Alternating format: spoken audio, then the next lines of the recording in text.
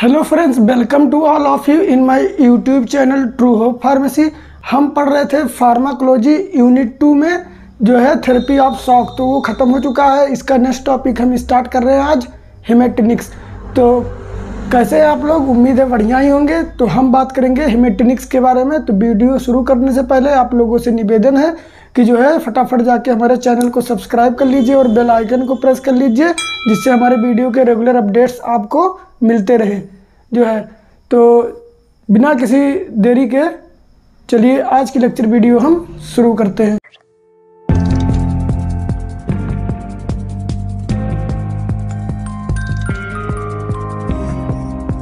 देखिए हेमेटोनिक्स स्टार्ट कर रहे हैं, नया टॉपिक, सेकंड यूनिट का सेकंड टॉपिक है हमारा हेमेटोनिक्स। तो हेमेटोनिक्स देखिए नाम से हीम मतलब होता है हीमोग्लोबिन, तो हीमोग्लोबिन से बना हेमेटोनिक्स। तो हेमेटोनिक्स आप ऐसा समझिए कि ऐसा कोई सब्सटेंस जो ब्लड का फॉर्मेशन करता हो उसको हम हेमेटोनिक्स कहते हैं। तो substance that are required in the formation of blood, उसको हम कहते हैं हेमेटोनिक्स। अब हेमेटोनिक्स की ज़रूरत क्यों पड़ी? क्या होता है कि कभी कभी लोगों में एनीमिया हो जाती है, ब्लड की कमी हो जाती है, तो एनीमिया के ट्रीटमेंट में हम जो है हेमेटोनिक्स का जो है यूज करते हैं। तो ये हो गया हमारा हेमेटोनिक्स। अब देखिए हेमेटोनिक्स में क्या क्या चीज़ें आती हैं। तो नॉर्मली बस ऐसा कोई सब्सटेंस जो कि ब्लड को फॉर्मेशन करता हो और उसका यूज किया जाता हो एनीमिया के ट्रीटमेंट में, वो है हेमेटोनिक्स। अब हेमेटोनिक्स में ऐसे कौन कौन से सब्सटेंस आएंगे? तो हेमेटोनिक्स में बेसिकली हमको 3 सब्सटेंस पढ़ने हैं फार्माकोलॉजी में, जो है आपका पहला आयरन, दूसरा है विटामिन B12 एंड तीसरा है फोलिक एसिड, जो कि आप यहाँ देख सकते हैं मैंने कोट किया हुआ है। अब तो ये हो गया कि इसके कितने टाइप है, कौन कौन से आते हैं सब्सटेंस। अब इसके जो है एनीमिया के कॉजेज़ क्या क्या हैं, एनीमिया कैसे होता है। तो देखिए balance between production and destruction of RBC is disturb by, जो हमारे ब्लड का फॉर्मेशन का जो दर है, जो प्रपोर्शन है उसके बनने का और उसके टूटने का, RBC हीमोलिसिस और हीमोपोइसिस। हीमोलिसिस मतलब होता है RBC का ब्रेकडाउन और हीमोपोइसिस मतलब होता है RBC का प्रोडक्शन। तो दोनों में जो एक प्रपोर्शन जो एवरेज होता है, जो औसत होता है, उसमें जब कोई डिस्टर्ब हो जाए, कैसे डिस्टर्ब होगा उसके 4-5 पॉइंट हैं। देखिए पहला पॉइंट है कब डिस्टर्ब होगा प्रपोर्शन। पहला है deficiency of essential factor that is iron and vitamin B12। तो पहला यहाँ आप देख सकते हैं कि डिफिशियंसी हो जाए जो एसेंशियल फैक्टर हैं ब्लड के फॉर्मेशन के लिए, जिसमें आपका iron, vitamin B12, folic acid ये सब आते हैं। दूसरा पॉइंट है बोन मैरो डिप्रेशन। हम जानते हैं कि ब्लड का जो फॉर्मेशन है वो हमारे बोन मैरो में होता है। तो जब बोन मैरो डिप्रेशन हो जाएगा, बोन मैरो में जो काम है वो कम हो जाएगा, तो क्या होगा, तब भी ब्लड का फॉर्मेशन नहीं होगा और एनीमिया काज हो जाएगा। इसको हम जो बोन मैरो डिप्रेशन से जो एनीमिया होती है उसको हम हाइपोप्लास्टिक एनीमिया साइंटिफिक टर्म में कहते हैं। अब तीसरा पॉइंट है इरिथ्रोपोइटिक डिफिशियंसी। अब देखिए इरिथ्रोपोइटिक डिफिशियंसी की कमी से जो है एनीमिया हो जाए। तो इरिथ्रोपोइटिक डिफिशियंसी समझने से पहले आप लोग ये समझ लीजिए कि इरिथ्रोपोइटिन क्या है। इरिथ्रोपोइटिन देखिए किडनी में बनने वाला एक ऐसा सब्सटेंस है जो RBC के प्रोडक्शन में हेल्प करता है। तो जब क्या होगा कि जब किडनी से इरिथ्रोपोइटिन जो है मिनिमम अमाउंट में या एवरेज अमाउंट में नहीं बनेगा, तो क्या होगा, तब भी हमको एनीमिया काज हो जाएगा। तो एक टर्म आपका फैक्टर ए भी हो गया इरिथ्रोपोइटिन डिफिशियंसी। चौथा पॉइंट है increase the destruction of RBC। क्या हो कि RBC का ब्रेकडाउन ही बढ़ जाए, जितना प्रोड्यूस नहीं हो रहा उससे ज़्यादा वो जो है ब्रेकडाउन होने लगे, तो वो क्या होगा, तब भी हमको एनीमिया हो जाएगा। इसको कहते हैं साइंटिफिक टर्म में हीमोलिटिक एनीमिया। तो ये थे 4-5 जो काजेज ऑफ एनीमिया थे, जो कि 2 नंबर में पूछ सकता है। अब हम क्या करेंगे, ये तो आपका इतना इंट्रोडक्टरी वीडियो था आपका हेमेटोनिक्स का। अब क्या होगा, अब हम बात करते हैं कि इसके जो 3 सब्सटेंस है, iron, vitamin B12 and folic acid. तो आज की वीडियो में हम पूरा आयरन का डिटेल देखेंगे कि आयरन होता क्या है, आयरन क्या होता है, उसका डिस्ट्रीब्यूशन क्या है, डाइटरी सोर्स क्या है, एब्जॉर्प्शन, डिस्ट्रीब्यूशन, ये सब पूरा हम डिटेल देखेंगे। तो पहले बात कर लेते हैं कि आयरन क्या है। देखिए आयरन एक ऐसा सब्सटेंस है जो कि क्या है, एसेंशियल है हीमोग्लोबिन के प्रोडक्शन के लिए। हीमोग्लोबिन के प्रोडक्शन में आयरन का जो है अहम रोल है, मेन रोल होता है, और ये एसेंशियल होता है हीमोग्लोबिन के प्रोडक्शन के लिए।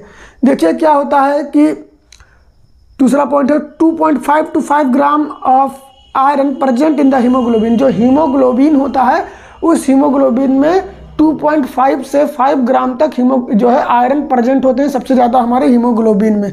और कुछ मात्रा में ये प्रेजेंट होते हैं ग्लोबिन में। मायोग्लोबिन क्या है कि मसल्स में, साइटोक्रोम्स में और अदर एंजाइम्स में जो है आयरन प्रेजेंट होते हैं। ये हो गया इसका लोकेशन, ये कहाँ कहाँ प्रेजेंट होता है। अब बात करते हैं कि distribution of iron in the body. ये आप पॉइंट देख सकते हैं कि बॉडी में किस किस जगह हीमोग्लोबिन है। पहला हीमोग्लोबिन में आयरन कहाँ कहाँ है। देखिए पहला है हीमोग्लोबिन में, सबसे ज़्यादा हीमोग्लोबिन में होता है 66%, यहाँ आप देख सकते हैं।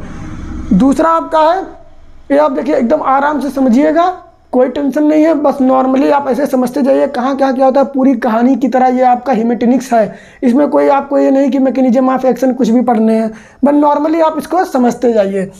तो दूसरा पॉइंट है कि फेरेटिन और हीमोसिडेरिन के रूप में, ये क्या पहला हीमोग्लोबिन हो गया। दूसरा आपका जो है फेरेटिन एंड हीमोसिडेरिन 25% उसमें पाया जाता है। तीसरा जो मैंने पहले ही बताया मायोग्लोबिन क्या है कि मसल्स में जो पाए जाते हैं 3%, पैरेन्काइमल सेल में 6%, ये हो गया। अब देखिए ये आपका हो गया डिस्ट्रीब्यूशन। अब क्या है कि डिस्ट्रीब्यूशन पढ़ लिया, अब ये जानते हैं कि डेली रिक्वायरमेंट हमको कितनी होती है, हमको आयरन डेली कितना लेना चाहिए, ये होता है। तो कुछ नहीं है, 3 टाइप के होते हैं, अडल्ट मेल, अडल्ट फीमेल और प्रेगनेंसी एंड लैक्टेशन में। तो जो अडल्ट मेल होते हैं उनको हम क्या करते हैं कि 0.5 to 1 mg डेली रिक्वायरमेंट है। जो अडल्ट फीमेल है उनका 1 to 2 mg पर डे है। और जो प्रेगनेंसी या जो प्रेग्नेंट वुमेन होती है जिनके लैक्टेशन या प्रेगनेंसी में क्या होता है, इसका जो थोड़ा सा बढ़ जाता है, क्योंकि आयरन ही ब्लड का फॉर्मेशन करेगा। और जो ब्लड जो है प्रेगनेंसी में जो है ज़्यादा ब्लड की हमको आवश्यकता होती है, तो प्रेगनेंसी में क्या होगा कि 3 से 5 mg हमको जो है आवश्यकता होगी हमारे जो है आयरन की। तो ये आपका हो गया डेली रिक्वायरमेंट। अब डेली रिक्वायरमेंट के बाद अब बात करते हैं कि डाइटरी सोर्सेस क्या क्या हैं। ये कौन कौन से जो है फल या फ्रूट खाने में किस किस चीज़ में आयरन पाया जाता है, ये आप लोग शुरू से पढ़ते आ रहे हैं। पहला वही आपका लीवर में, यग योक जो अंडे की जर्दी होती है उसमें, फिश में, मछली में, स्पिनक हो गया, ड्राई फ्रूट्स हो गए, एप्पल हो गया, गेहूं हो गया, इस सब में जो है ये डाइटरी सोर्स है इसके हमारे आयरन के। ये हो गया डाइटरी सोर्स। अब देखिए डाइटरी सोर्स हो गए। अब क्या है कि हम पढ़ते हैं कि इसका हमको मेन पढ़ना है जो कि एग्जाम में पूछा जाता है, इसका absorption, transportation, utilisation, storage and excretion. तो पहले एब्जॉर्प्शन देख लेते हैं। देखिए जो आयरन का एब्जॉर्प्शन है वो क्या है, बेसिकली हमारे जो इंटेस्टाइन होती है, स्मॉल इंटेस्टाइन, उस इंटेस्टाइन के सभी पार्ट्स में होते हैं। ये आपका हो गया एब्जॉर्प्शन।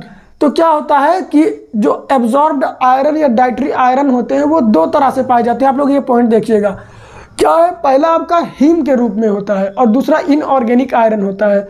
तो जो हीम आयरन होता है उसका बेटर एब्जॉर्प्शन होता है, वो बॉडी में हीमोग्लोबिन का फॉर्मेशन करेगा तो जल्दी वो एब्जॉर्ब होगा, 35% एब्जॉर्ब हो जाता है आराम से। लेकिन जो इनऑर्गेनिक आयरन है वो क्या है कि वो जल्दी से बॉडी में एब्जॉर्ब नहीं होते।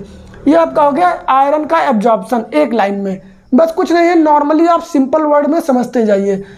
अब आप बात करते हैं transfer, utilisation, storage and excretion. तो अब पहले बात कर लेते हैं ट्रांसफर। देखिए जब आयरन, डाइटरी आयरन हमने लिया तो वो डाइटरी आयरन क्या होगा कि वो अपने मॉलिक्यूल्स में Fe2+, Fe3+ जो है इस सब में टूट जाएंगे। तो टूटने के बाद क्या होता है, Fe3, Fe2+ में टूट जाएंगे एसिडिक रिड्यूसिंग एजेंट के थ्रू। तो जो हीमोग्लोबिन है वो क्या करेगा, वो ट्रांसपोर्ट हो जाएगा हमारे म्यूकोसल सेल में। म्यूकोसल सेल में हीमोग्लोबिन जाएगा। अब ये यहाँ ध्यान से समझिएगा, ये मैंने स्ट्रक्चर जो है बनाया हुआ है। तो ये क्या है कि हीमोग्लोबिन में जाएगा। अब ये जो हीम है इस म्यूकोसल सेल में गया। अब म्यूकोसल सेल में जाने के बाद क्या होगा कि यहाँ एक फेरेटिन प्रोटीन होती है, फेरोपोर्टिन होती है, उस फेरोपोर्टिन से ये बाइंड करेगा। ये देखिए ये फेरोपोर्टिन है, इससे ये हीम बाइंड किया। अब ये हीम जब फेरोपोर्टिन से बाइंड कर लेगा तो बाइंड करके ये प्लाज्मा या ब्लड में जाएगा। प्लाज्मा ब्लड में जाएगा तो प्लाज्मा और ब्लड में जाने के बाद क्या होगा कि उसमें ट्रांसफेरेटिन होता है, ट्रांसफेरेटिन से अभी यहाँ बाइंड कर लेगा। ब्लड में ट्रांसफेरेटिन से बाइंड किया, म्यूकोसल सेल में फेरोपोर्टिन से बाइंड किया, लेकिन जब बाइंड करके ब्लड में गया तो जब ब्लड और प्लाज्मा में जाएगा तो वहाँ ट्रांसफेरेटिन से बाइंड करेगा। अब ट्रांसफेरेटिन से बाइंड होने के बाद क्या होगा, एक तो यहाँ फेरोप्रोटीन से बाइंड होकर आरी सेल में जाके स्टोर हो जाएगा। आरी सेल वही आपके लीवर है, स्प्लीन है, ठीक है, पैरेन्काइमल सेल है, ये सब आरी सेल्स में आते हैं। यहाँ पे हीमोग्लोबिन स्टोर रहता है, आयरन स्टोर रहता है, तो ये जाके यहाँ स्टोर हो जाएगा। अब जो यहाँ ब्लड में गया वो ब्लड में ट्रांसफेरेटिन से बाइंड किया, तो ट्रांसफेरेटिन से बाइंड करके क्या होगा, ट्रांसफेरेटिन रिसेप्टर होता है, ट्रांसफेरेटिन रिसेप्टर यहाँ होता है आरी सेल्स में, तो ट्रांसफेरेटिन से बाइंड करके ये इरिथ्रोपोइटिक सेल में जाएगा। इरिथ्रोपोइटिक सेल क्या, ऐसा सेल जहाँ हीमोग्लोबिन का प्रोडक्शन होता हो, तो यहाँ ट्रांसफेरेटिन से बाइंड करके इरिथ्रोपोइटिक सेल में गया, तो यहाँ पे जो है हीमोग्लोबिन का सिंथेसिस करेगा ये। यहाँ पे क्योंकि ये एसिडिक पीएच में रहता है, तो एसिडिक पीएच में डिसोसिएट हो जाते हैं, टूट जाते हैं, ब्रेकडाउन हो जाता है। तो ब्रेकडाउन होने के बाद यहाँ पे क्या करेंगे, आयरन जो है हीमोग्लोबिन का प्रोडक्शन करेंगे, और जो एक्सेस अमाउंट होता है वो बॉडी से एक्सक्रीट आउट हो जाता है फीकस में, यूरिन में और स्वेट में। नॉर्मल जो है कम मात्रा में हमारे स्वेट में जो है ये एक्सक्रीट आउट हो जाते हैं। तो ट्रांसपोर्टेशन हो गया कि ये क्या हो गया, ट्रांसपोर्टेशन क्या गया, ट्रांसफेरेटिन से बाइंड करके ब्लड में गया। यूटिलाइजेशन में आप लिख सकते हैं कि यूटिलाइजेशन में dissociates on acidic pH and जो है and important in the formation of haemoglobin. अब ये यूटिलाइजेशन हो गया। स्टोरेज क्या हो गया कि स्टोरेज में आप लिख सकते हैं basically iron are stored in RE cells that is spleen, liver, ETC. ये हो गया आपका स्टोरेज। एक्सक्रीशन क्या हो गया कि iron is excreted in urine, faeces and low amount in sweat. ये आपका हो गया एक्सक्रीशन। तो ये आपका ट्रांसपोर्टेशन, यूटिलाइजेशन, स्टोरेज, एक्सक्रीशन में आप चार्ट बना के फ्लो चार्ट में लिख के ये स्ट्रक्चर अगर एग्जाम में बनाते हैं तो आपको इससे अच्छे नंबर जो है गेन होंगे। अब देखिए, अब बात करते हैं कि ट्रीटमेंट में हम क्या क्या देते हैं, आयरन का कौन कौन सा प्रिपरेशन और डोज है। तो पहले हम ओरल में बात करते हैं। ओरल में आपके 2 ड्रग दिए जाते हैं, फेरस सल्फेट जिसमें आपका जो है 20% आयरन होता है। अगर इसका मार्केट प्रोडक्ट जो है फेरोसोलेट 300 mg आता है फेरस सल्फेट का, ये याद कर लीजिएगा, फेरोसोलेट 300 mg आता है। अब दूसरा है फेरस ग्लूकोनेट, इसमें आपका 12% आयरन होता है और ये आता है फेरोनिकम के नाम से 300 mg का। ये आपका हो गया ओरल में फेरस सल्फेट, फेरस ग्लूकोनेट। अब पैरेंट्रल में देते हैं आयरन डेक्स्ट्रान, जो कि हाई मॉलिक्यूलर वेट सब्सटेंस होते हैं, और इसको आईबी और आईएम के थ्रू हम देते हैं। इंट्रा जो है आईएम और आईबी, इंट्रावेनस और इंट्रामस्कुलर के थ्रू हम देते हैं आयरन डेक्स्ट्रान को। ये हो गया ट्रीटमेंट। अब मैंने यहाँ जो है जगह बचा नहीं तो मैं बता देता हूँ, इसका यूज कुछ नहीं है क्योंकि हम पहले मैं बता चुका हूँ कि इसका यूज हम मेगेलोब्लास्टिक एनीमिया या हीमोलिटिक एनीमिया में करते हैं। एडवर्स इफेक्ट में कुछ नहीं है कि लोकल पेन होगा, हेडेक हो सकता है, वोमिटिंग हो सकता है, या मेन पॉइंट कि मेटेलिक टेस्ट आ सकता है। ये आपके एडवर्स इफेक्ट में हो गए। तो हम लोगों ने एक बार मैं जो है रिवर्स कर देता हूँ कि क्या क्या हमने पढ़ा। हमने पढ़ा कि हीमेटिनिक्स होता क्या है, उसमें कौन कौन से सब्सटेंस आते हैं, एनीमिया के काजेज क्या क्या हैं, एनीमिया को सूखा रोग भी कहते हैं, और उसके बाद क्या है कि अब हम लोगों ने आयरन का डिटेल पढ़ा कि आयरन होता क्या है, उसका डिस्ट्रीब्यूशन बॉडी में कहाँ कहाँ है, डाइटरी सोर्स क्या है, डेली रिक्वायरमेंट क्या है, आयरन का एब्जॉर्प्शन कैसे कहाँ पे होता है, उसका ट्रांसपोर्टेशन कैसे होता है, यूटिलाइजेशन, स्टोरेज, एक्सक्रीशन, ये पढ़ा। और ट्रीटमेंट हम लोगों ने पढ़ा कि कौन कौन सा ड्रग देते हैं एनीमिया के ट्रीटमेंट में, आयरन की डिफिशियंसी में, आयरन डिफिशियंसी एनीमिया में या मेगेलोब्लास्टिक एनीमिया में, और उसके यूजेस क्या क्या हैं और एडवर्स इफेक्ट। तो इतना हम लोगों ने पूरा आयरन का पढ़ा। ये था आपका हीमेटिनिक्स का पार्ट 1 वीडियो। अब इसके लेक्चर 2 में हम बात करेंगे जो है विटामिन B12 और फोलिक एसिड के बारे में।